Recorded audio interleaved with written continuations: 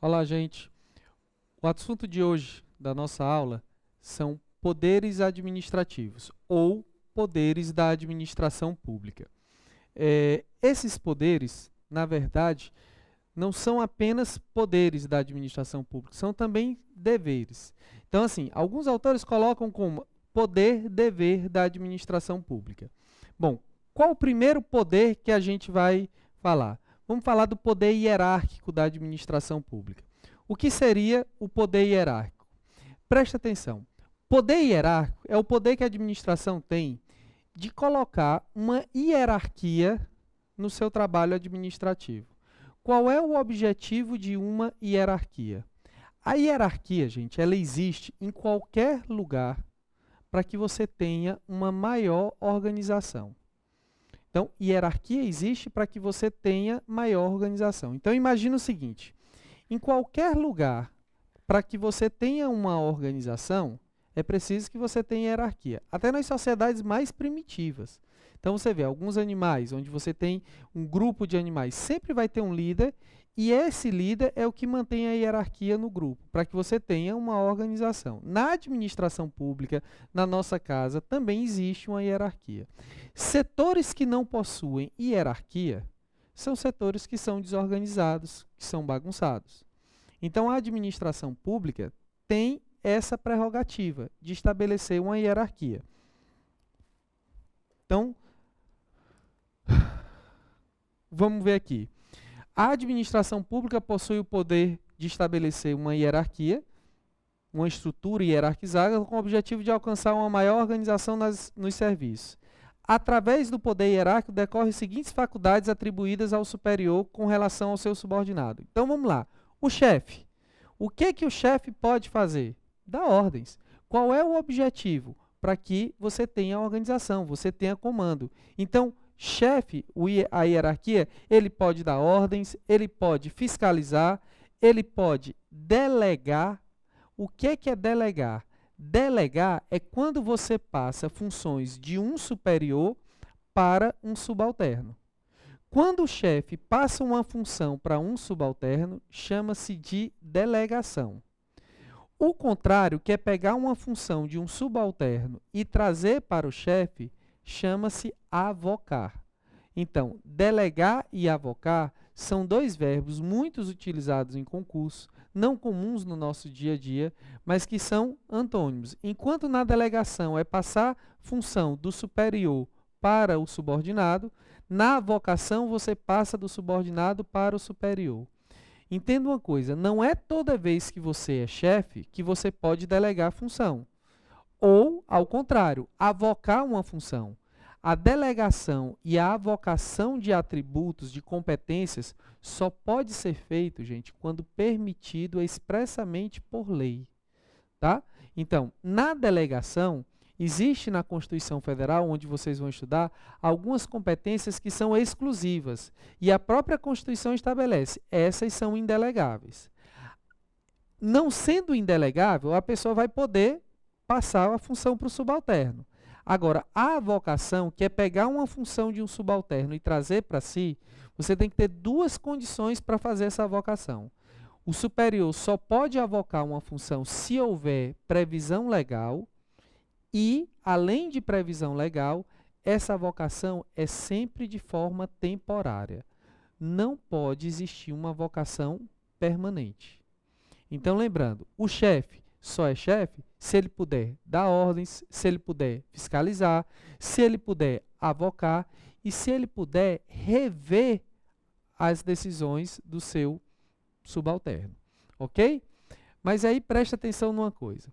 Junto com o poder hierárquico, que é ter uma hierarquia, você tem que ter também um poder disciplinar. O que seria esse poder disciplinar? É o poder do chefe punir o subalterno que não respeita a hierarquia. Então, quando você tem um chefe e esse chefe está comandando os trabalhos, ele precisa que os subalternos cumpram as ordens dele. Isso é hierarquia. Agora, esse subalterno, quando ele não cumpre as ordens do chefe, não cumpre os comandos do chefe, ele precisa ser punido por isso. E aí o poder de punir o subalterno é o poder disciplinar. E aí presta atenção numa coisa. Esses dois poderes, eles devem andar juntos.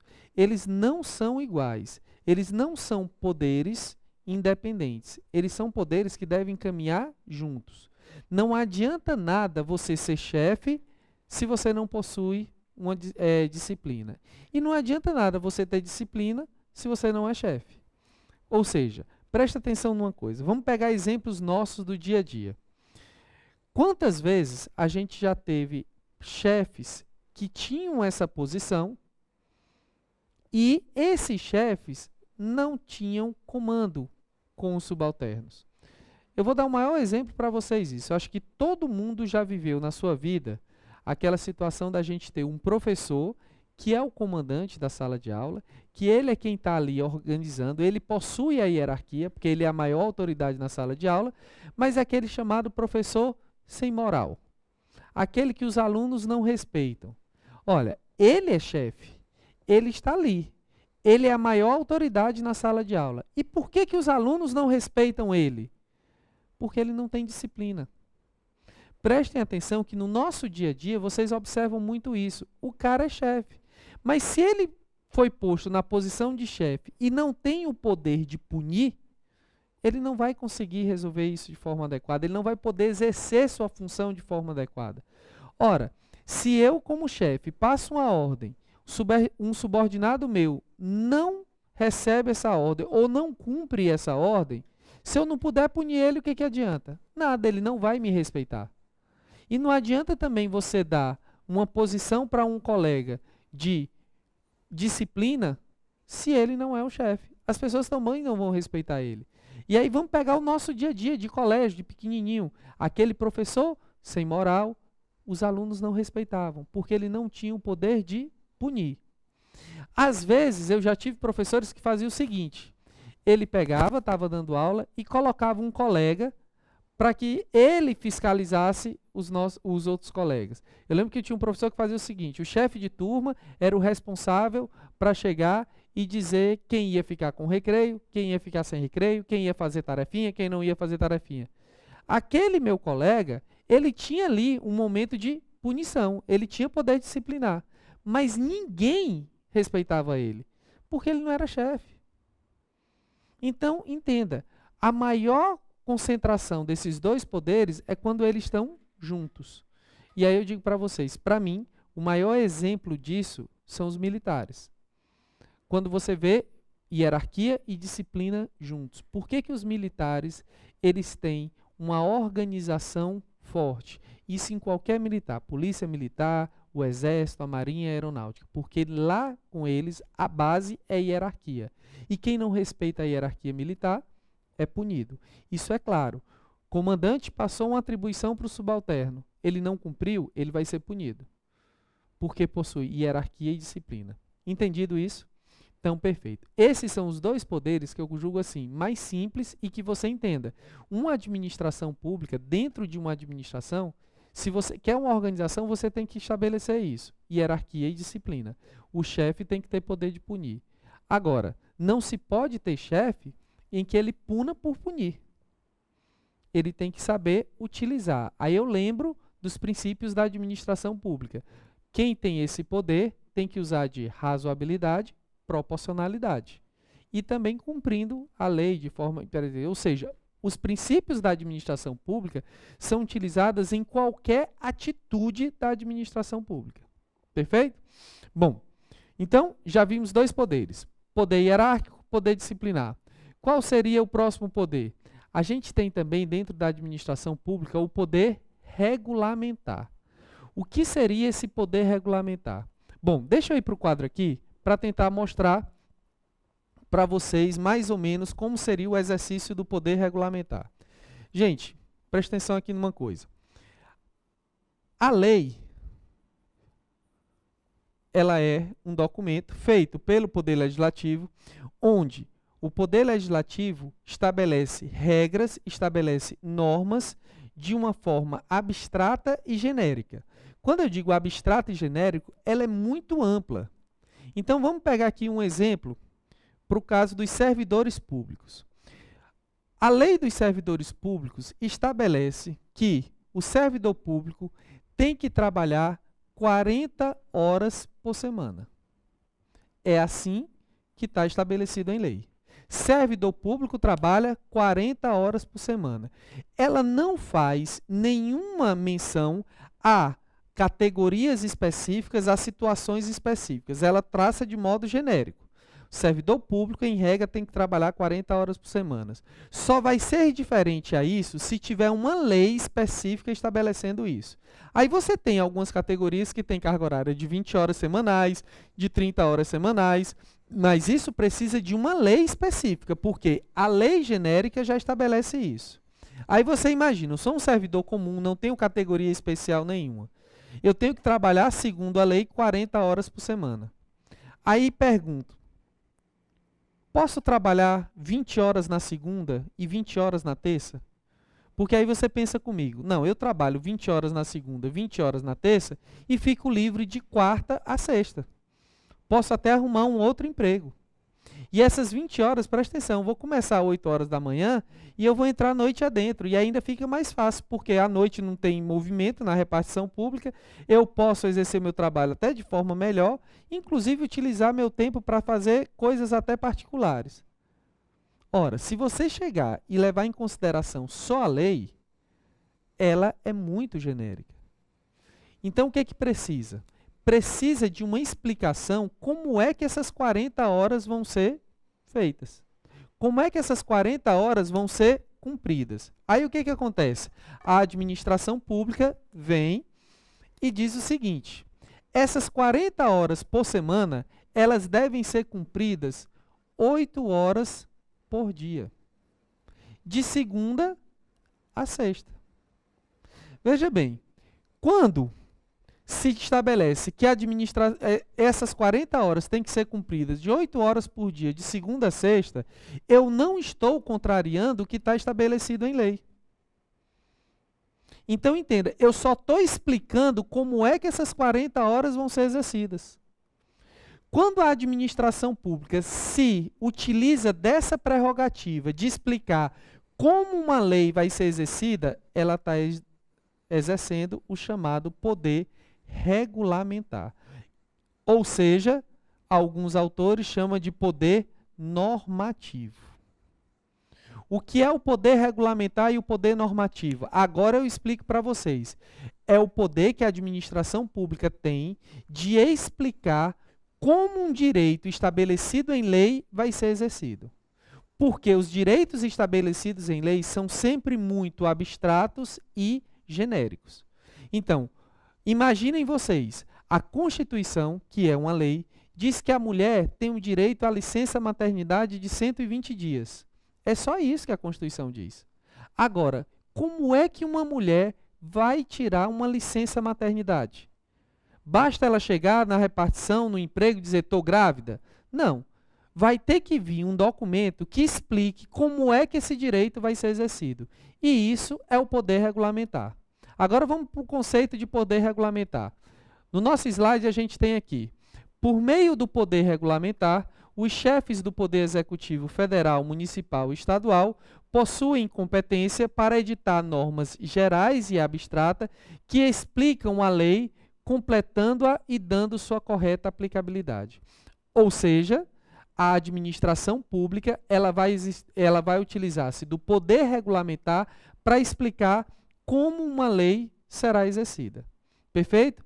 E que documento é esse que o presidente, o governador e o prefeito têm para estabelecer essa explicação? É o decreto, gente.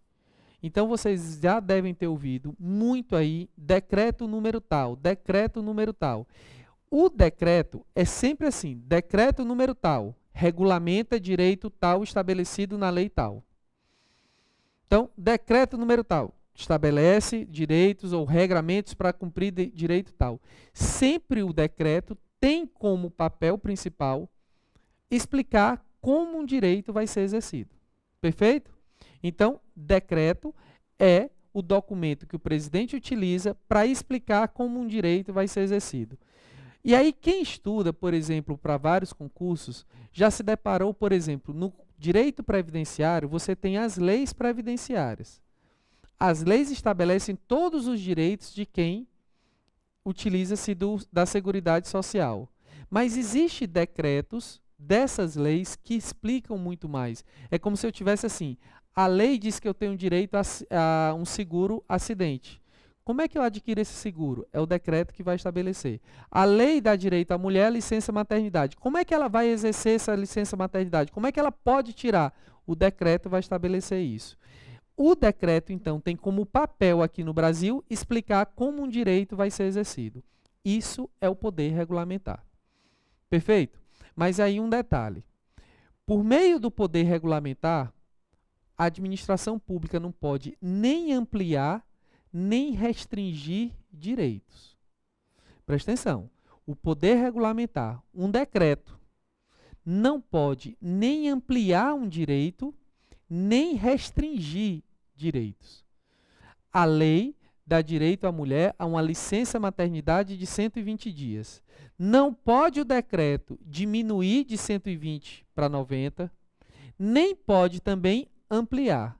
Decreto apenas explica como a lei vai ser exercida. Perfeito? Agora tem um detalhe aqui. Quando a gente tem o poder regulamentar, a gente tem também os princípios da administração pública. E um dos princípios da administração pública é o princípio da legalidade. E aí o que é que diz o princípio da legalidade? O administrador só pode fazer o que está estabelecido em lei. Então presta atenção aqui numa coisa. Se eu só posso fazer o que está estabelecido em lei, então fica aquela coisa, eu estou engessado. Enquanto o Poder Legislativo não me autoriza, eu, chefe do Executivo, não posso fazer nada. E na década de 90, o presidente Fernando Henrique Cardoso chegou e disse o seguinte, esse princípio da legalidade é importante, ele deve existir até para que a gente tenha uma balança entre o legislativo e o executivo, mas tem determinadas situações que isso engessa a administração pública. Então imaginem aqui, você contrata uma pessoa para administrar a sua casa. Tudo bem, essa pessoa só vai poder fazer alguma coisa com sua autorização. Esse é o princípio da legalidade. O administrador só faz alguma coisa se o dono da casa solicitar. E o dono da casa, no nosso caso do Brasil, é o povo. Nós somos uma república. Então você imagina, você na sua casa contrata uma pessoa. Aí a pessoa chega e diz o seguinte, bom, tem que comprar óleo. Aí ela liga para você, chefe, acabou o óleo. Posso comprar? Aí você pode. Aí 5 minutos depois, chefe, é o seguinte, o terraço está sujo. Posso lavar? Aí você pode. Não, a geladeira está numa posição ruim na cozinha que está tirando... Chefe, tem que mudar a posição da geladeira na cozinha. Posso? Aí você vai dizer, poxa, esse administrador que eu estou contratando, ele vai me perguntar tudo o que vou fazer? Chega um ponto que isso gera um absurdo. O que o presidente, então, Fernando Henrique, pensou? Presta atenção aqui numa coisa, vamos para o quadro. Ele pensou assim, o princípio da legalidade diz que o presidente da República tem que fazer tudo com a autorização do Legislativo. Mas algumas coisas são tão irrisórias, são tão detalhadas, assim, são tão pequenas, que não precisa o Legislativo autorizar. Por exemplo, ele pensou, eu posso fazer uma reforma administrativa.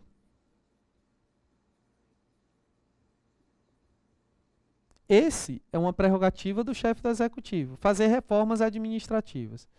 Mas essa reforma administrativa, ela pode gerar despesa. Então, uma reforma administrativa com despesa. Como ela pode ser também, gente, sem despesa. Então, imagina aqui o seguinte. O presidente da República está ali tomando conta do país e ele resolve criar 5 ministérios. Ora, a criação de 5 ministérios vai criar um custo para a União. Esse custo, o dinheiro, é do povo. Então, você tem que perguntar para o Legislativo. E ele compreendeu isso. Então, fazer reforma administrativa que gera despesa só se for por lei. princípio da legalidade. Agora, imaginem o seguinte, não, nós temos 20 ministérios, eu vou diminuir esses ministérios, eu vou acabar com 5 ministérios, eu vou gerar uma economia de R$1 milhão por mês para a União. Será que algum dono de casa iria ficar chateado se um funcionário seu economizasse? Lógico que não. Então ele chegou e disse o seguinte, ó, reforma administrativa sem despesa não precisa ser por lei. E aí ele resolveu então fazer isso por decreto. Então entenda, vamos imaginar, reforma administrativa com despesa tem que ter autorização de lei. Reforma administrativa sem despesa, não precisa. O presidente faz por decreto. Uma outra situação, sobre cargos públicos.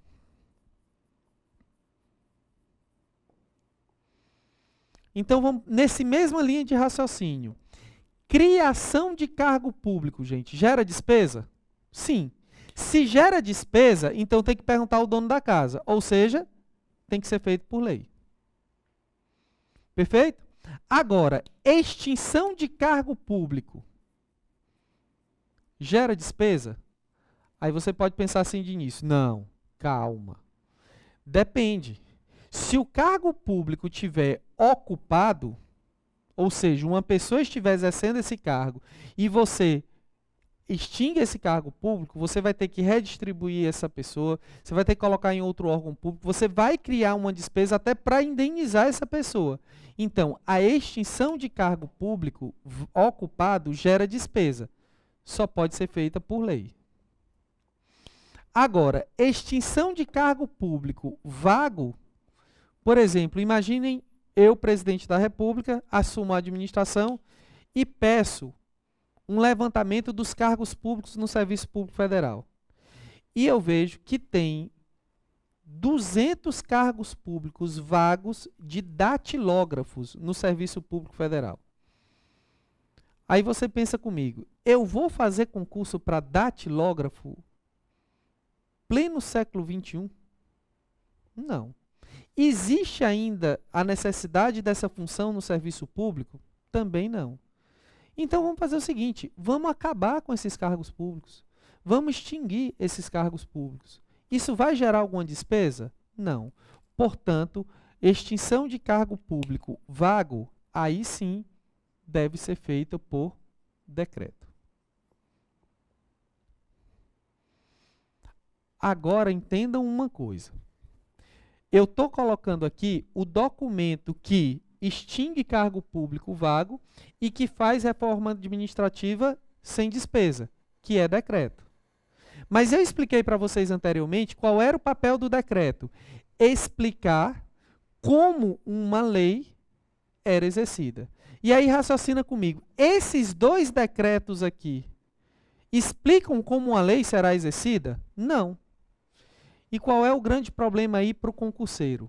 O grande problema é que eu tenho dois documentos com funções distintas e o mesmo nome. Eu tenho um documento que explica como uma lei será exercida, que se chama decreto. E o pessoal também pegou outros documentos que são reforma administrativa sem despesa e extinção de cargo público vago. Eles poderiam ter dado qualquer nome para esses documentos, mas eles também deram o nome de decreto. Então eu tenho dois documentos distintos, com natureza distinta, com o mesmo nome, decreto. Aí o que aconteceu? A doutrina, os estudiosos, os autores de livros, para tentar facilitar o estudo do direito administrativo, chegou e nomeou esses dois documentos. O decreto, esse nosso aqui, que explica como uma lei vai ser exercida, ele chamou de decreto regulamentar.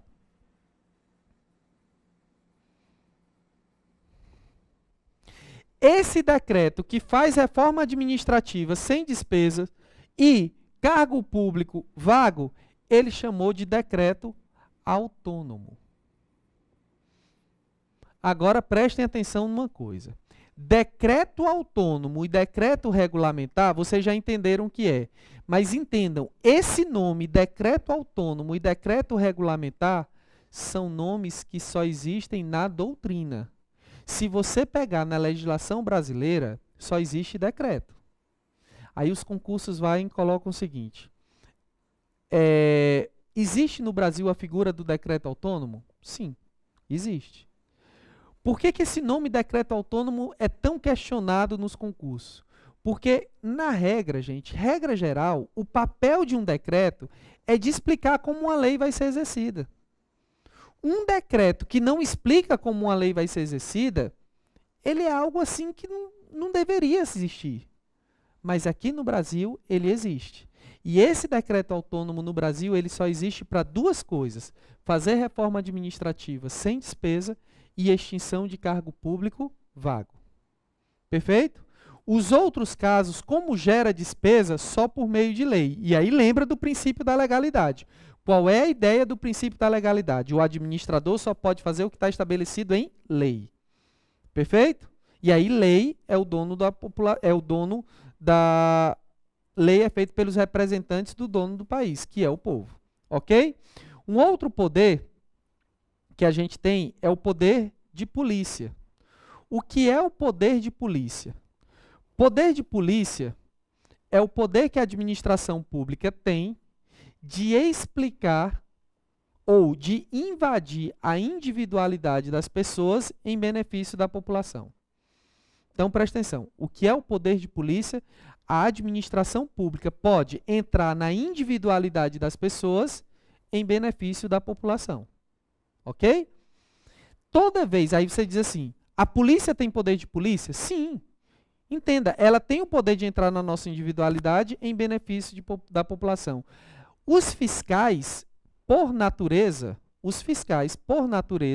ele tem esse poder de polícia. Presta atenção, o fiscal da vigilância sanitária, o fiscal da Receita, o fiscal do trabalho, ele entra na individualidade para benefício da população. Ok? Agora, presta atenção então como é que está no nosso slide. O que é o poder de polícia? É o poder que a administração pública tem de limitar, disciplinar, fiscalizar a individualidade das pessoas, sempre baseado no interesse público. Agora, veja, além disso, através do poder de polícia se aplicam sanções para pelo descumprimento das normas, mas sempre obedecendo o princípio da legalidade. Presta atenção aqui numa coisa. Eu falei para vocês que o poder disciplinar era o poder que a administração pública tem de punir aquela pessoa que não respeita a hierarquia. Ou seja, punir o agente público que não respeita a hierarquia. Agora imagina comigo o seguinte: eu estou no trânsito. Um guarda de trânsito me vê descumprindo a legislação de trânsito, ultrapassando o sinal vermelho. Ele me aplica uma multa. Essa multa é uma punição? É. Mas entenda, não é um poder disciplinar dele. Porque eu não sou subordinado a ele, ele não tem hierarquia a mim. Quando a administração pública pune um particular, ela pune porque ela tem poder de polícia. Ela pune porque ela tem o poder de entrar na sua individualidade, ou seja, pegar no seu bolso e fazer um castigo a você em benefício da população. Perfeito? Esse poder de polícia, ele não pode ser violado ou não pode ser extrapolado. Lembra do princípio da razoabilidade e da proporcionalidade.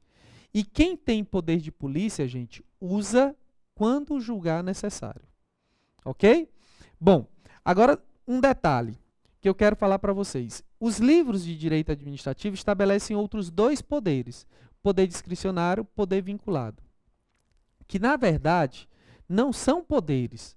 Ali, quando ele fala de poder, eles estão conceituando para vocês ato vinculado e ato discricionário. Nós vamos estudar isso com mais detalhes no assunto de ato administrativo. Ato administrativo, nós vamos falar de ato vinculado e ato discricionário. Ok?